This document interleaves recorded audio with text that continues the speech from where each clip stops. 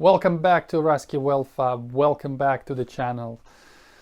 Quick update. Thursday, in 2 days, we're at Snetterton for round 8 of UK time attack. And this thing is still kind of on axle stands because I've been doing a few little upgrades and maintenance things. That's a good one! And before we get to all that good stuff, don't forget, click like, leave a comment, anything.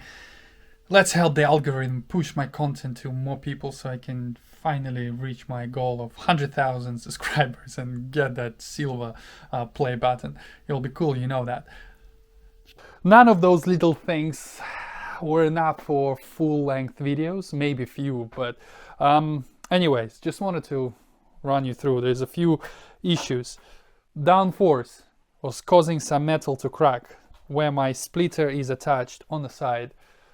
This little thing, whatever you want to call it, cracked. So I had to put a little bit of weld on that. Also, always trying to save weight. So I had those two things. Basically, this is FIA rules, and we obviously don't race under FIA. So I had them on both sides. This is half a kilo. There was no need to have two, so now I have only one. So lost half a kilo.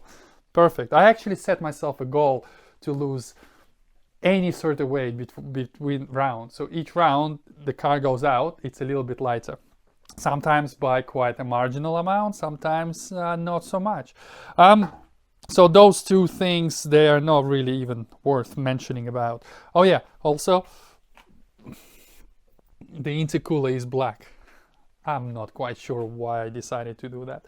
Anyways, one of the big updates that I decided to make is lighten the exhaust for two reasons. One is obvious, make it a bit lighter, and two, because I want to make sure that the flat floor is properly flat this time.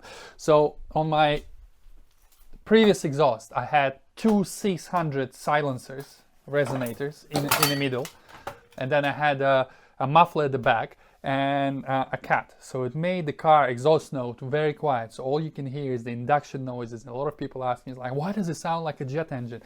That's why, because you don't hear the exhaust, all you can hear is the turbo.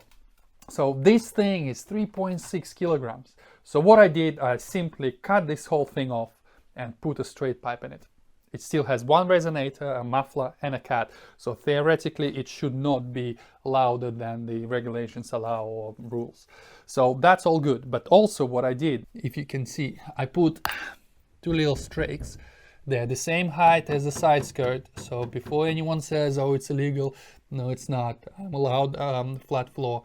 And those will basically keep the flow of air in the center. Also, as you can see, the idea was, because I completely enclosed the beam, so now there is no air gap in between the floor and the diffuser. So now the air can just go straight across it. So that's why those strakes hopefully will help contain all the air in the middle of the car.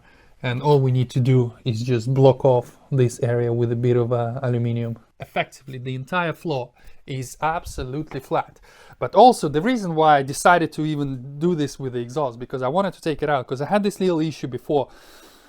My exhaust, the previous one, the tip was sort of pointing downwards, and it was right under the skirt, so effectively it was under the car. And when you're sort of sitting idle, not moving in the pits, waiting area, whatever, it would stink of exhaust smell on the inside, because obviously, you know, race cars, there's holes and everywhere. So I decided I needed a proper, true side exit exhaust. So it's not under here, so it's properly outside. So all the exhaust gas is coming out. And yeah, look at this, like a tear shape, stainless steel sort of tip with a bit of gold. Also a little bit of a nut and bolt check. Everything seems to be absolutely fine. You probably noticed, where is your bumper, Rusky? Where is your bumper? Well, the bumper is outside. I don't want to show it to you now. Actually, no, the bumper, I haven't changed anything with the bumper. What I have been playing with is the splitter and the air dam. And it will be in the next video, but effectively I'm trying to achieve a little bit more downforce and less drag. Also some splitter channels to increase downforce and with no cost to drag. Also, I'm replacing my DRS actuators. Those were Chinese finest, 30 per second, 200 newtons, so basically 20 kilogram actuators. What I found is after I made, well, Carl from T89 made me longer mounts for the wing, it was generating more downforce. So what I was doing, it was actually compressing the actuators by itself with downforce. So basically the wing will just sort of go down, and obviously because you're not using it, it would not go up. So what I did, and this is how I've pretty much been running for time attack events, I have 2 bolts effectively manually securing the pivot points to the chassis, so it's not movable. So even if I press a button, it would not go down. So what I decided that for track days or even for testing or whatever, it would be nice to actually use the actuator. So I bought those little kits, and again, they're lighter because they're smaller, if you can see from the original one. Not by much, like 300 grams or whatever, but 2, that's almost half a kilo. So those are 300 newtons, so they're 30 kilograms. But because those are a lot faster, they are 50 millimeters per second, and the old ones were 30 millimeters per second. I would be able to slightly increase the ratio of the, effectively making the same speed, but it will increase the force, so it'll probably go to like 40 kilograms. So effectively 2 of those will be more capable of withholding all the downforce. But because I cannot use it for time attack, I may as well just sort of leave the bolt in there and not sort of even bother fitting it. But still an update. On the inside, what a nice office. Nothing. I'm not doing anything. I need to remember to put my harness, because I had to borrow one from Eden, because obviously you need to have harnesses on both sides even if you're not running anyone. Yeah, all those things been removed just so I can sort of cut and weld a few little bits and pieces. Almost forgot, completely forgot. That was one breakage from last round at Brands Hatch. The alternator adjuster. This was my old one. It's in 2 pieces. I have no idea how, but it just completely snapped. The belt hasn't even lost its tension, so it was running fine. So I'm not even sure whether it was Brands Hatch or before. But yeah, I found that it was just snapped, so it wasn't really working. So I removed that. I bought a stronger tube, because I think this was just something I had laying around, some thin wall, whatever, mild steel. So I bought correct diameter CDS, so basically what they use for roll cages, so stronger steel, and sort of machined that thing and TIG welded it, and with proper sort of what are they called, those things, rod and sort of weld on things, doesn't matter.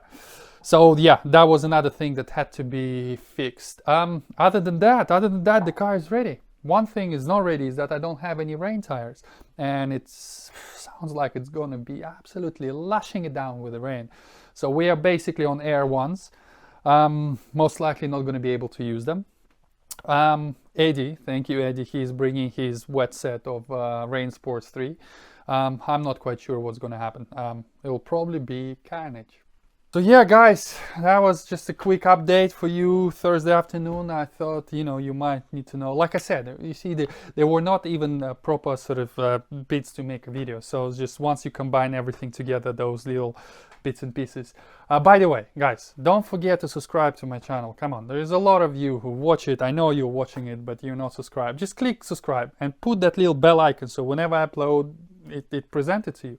Also, t-shirts. I still have quite a few available. If you want to be Team Rusky and support me, every single penny goes back into this car. Trust me. Sometimes maybe food, because yeah, we like to eat. Anyways, guys, wish us luck for Snetterton last round.